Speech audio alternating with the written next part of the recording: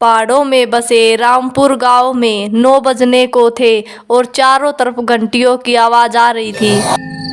9 बजे बजने वाले हैं, सभी लोग अपने घरों में चले जाएं, कोई भी बाहर न रहे।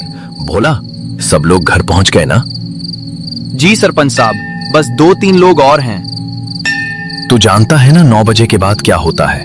फौरन सबको घर भेज। जी 9 बजे से पहले सबको भेज दूंगा। आर्यन बेटा। हाँ पापा।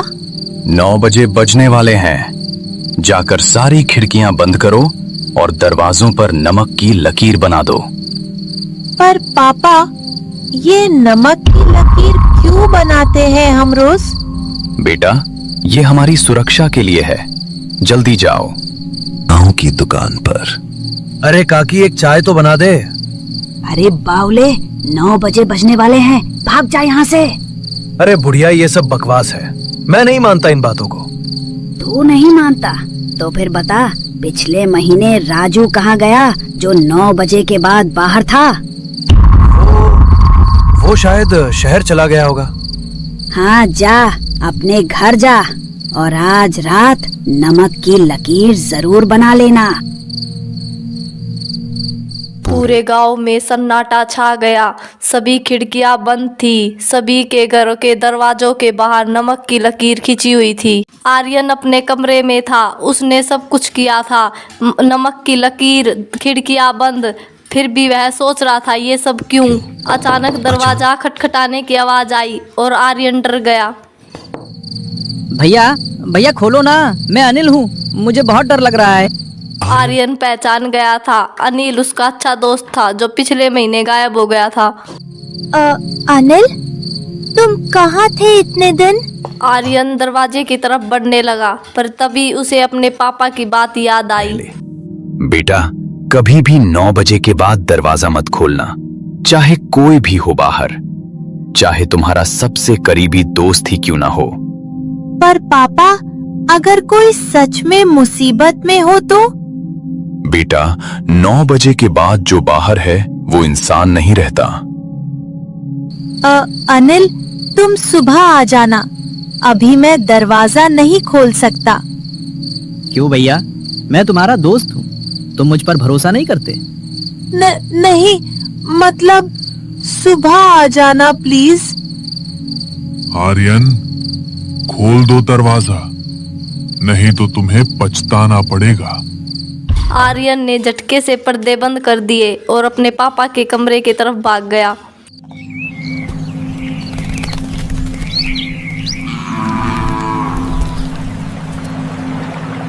पापा, कल रात अनिल आया था।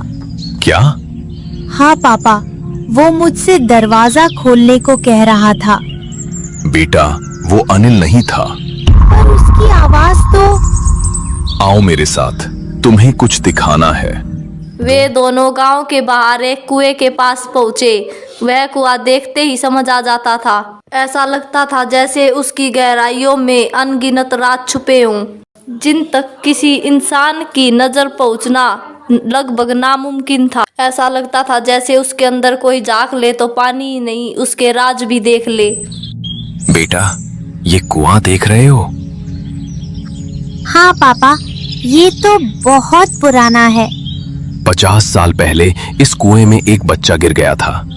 उसका नाम था अनिल। क्या? पर मेरा दोस्त। तुम्हारा दोस्त भी अनिल था, और वो भी पिछले महीने इसी कुएं के पास गायब हुआ था। मतलब? बेटा, इस गांव में एक श्राप है। 50 साल पहले जब पहला अनिल कुएं में गिरा तो गांव के लोगों ने उसे बचाने की कोशिश नहीं की, क्योंकि वो एक गरीब घर का बच्चा था। उस बच्चे की मां ने मरते वक्त इस गांव को श्राप दिया था। उसने कहा था, जैसे मेरे बेटे को अकेला मरने दिया, वैसे ही हर 50 साल में इस गांव का एक बच्चा उसका साथी बनेगा। और नमक की लकीर? नमक एक पवित्र चीज है। ये उन आत्माओं को घर में आने से रोकता है, पर अगर किसी ने खुद दरवाजा खोल दिया तो नमक भी नहीं बचा सकती। पर पापा, क्या कोई तरीका नहीं है इस श्राप को खत्म करने का? है एक तरीका, पर वो बहुत खतरनाक है। रात में 9 बज गए थे। रमेश अपने घर में बैठा शराब पी रहा था। बकवास है सब, कोई भूत प्रेत नहीं होता। पापा, पापा दरवाजा खोलो। रमेश उठा और उसने सुना यह उसकी बेटी की आवाज थी जो 10 साल पहले मर चुकी थी। रिया, तुम? हाँ पापा, मैं वापस आ गई। मुझे अंदर आने दो ना। पर तुम तो... मैं जिंदा हूँ पापा, प्लीज दरवाजा खोलो। रमेश उस समय नशे में धुत था और अपनी बेटी को देखने के लिए तरस रहा था। वह दरवाजे की ओर बढ़ा। उसी समय विक्रम सिंह का घर।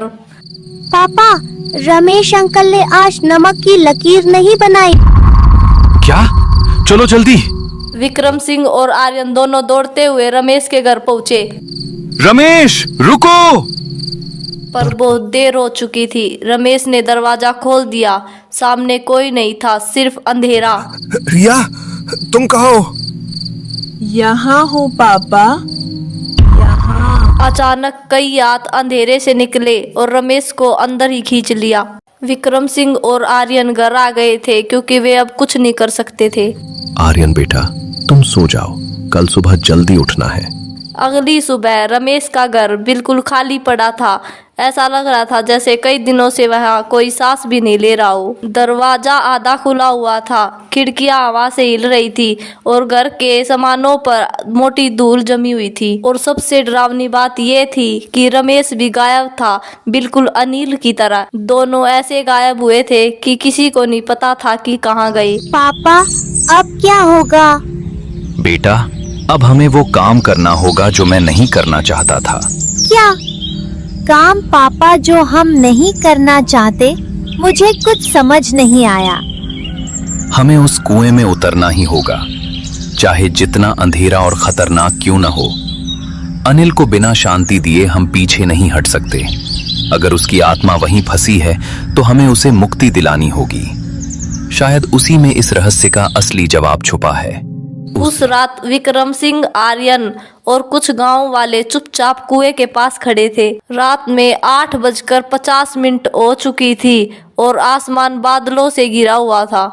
कुएं के आसपास बहुत गहरा अंधेरा फैला हुआ था और वहां डर का माहौल फैला हुआ था। सबकी नजरें कुएं की गहराई पर टिक गई क्योंकि आज कोई नया रहस्य खुलने वाला था। याद रखना, हमारे पास सिर्फ 10 मिनट हैं।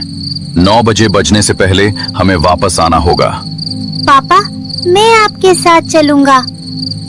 नहीं बेटा, तुम ऊपर रहो। अगर मैं 9 बजे तक वापस ना आऊं तो रस्सी काट देना। विक्रम सिंह कुएं के अंदर धीरे धीरे जाने लगे। कुआं बहुत गहरा था और वहां बहुत अंधेरा था। जैसे विक्रम सिंह कुएं के अंदर जा रहा था, उसे अजीब अजीब आवाजें सुनाई देने लगी। यहाँ मत आओ, तुम भी यहीं रह जाओगे। लेकिन विक्रम सिंह डरे नहीं। आखिरकार वे कुएं के अंदर पहुंच ही गए और कुएं के अंदर पानी नहीं था, सिर्फ एक कंकाल था, वो भी बच्चे का। मुझे माफ करना बेटे, हम सब गुनहगार हैं। नहीं, अब तू नहीं बचेगा। तुझे सच में लगा कि तू इतनी आसानी से यहाँ वापस आ सकता है? कितनों को चेतावनी दी थी, फिर भी 9 बजे के बाद बाहर निकले और सबका अंजाम तू जानता है। और अब तू भी वही गलती दोहरा रहा है। इतना सब देखने के बाद भी हिम्मत करके इस जगह आने की सोची? क्यों आया? किस लिए? क्या चाहता है? मुझे माफ कर दो। मैं जानता हूं हमने बहुत बड़ा अपराध किया है। इस गांव ने बहुत लोगों को दुख दिया, बहुत आत्माओं को भटकने पर मजबूर किया, लेकिन हम बदल गए हैं। आज हम डरकर नहीं, गलती सुधारने आए हैं। कृपया उन्हें माफ कर दो, वरना ये गांव कभी सांस नहीं ले पाएगा। माफ? इतनी आसानी से? वो रातें जब कोई चीख भी नहीं सकी, वो लोग जो लौट कर भी जिंदा नहीं रहे, उन दर्दों का हिसाब कौन देगा? तुम? अगर हिसाब चाहिए तो ले लो, लेकिन इस गांव को एक आखिरी मौका दो। हमने आज तुम्हें बुलाया है छुपने नहीं, सब खत्म करने के लिए। पापा सिर्फ 2 मिनट बचे हैं। विक्रम जल्दी ऊपर आओ। पापा 1 मिनट, प्लीज ऊपर आ जाओ।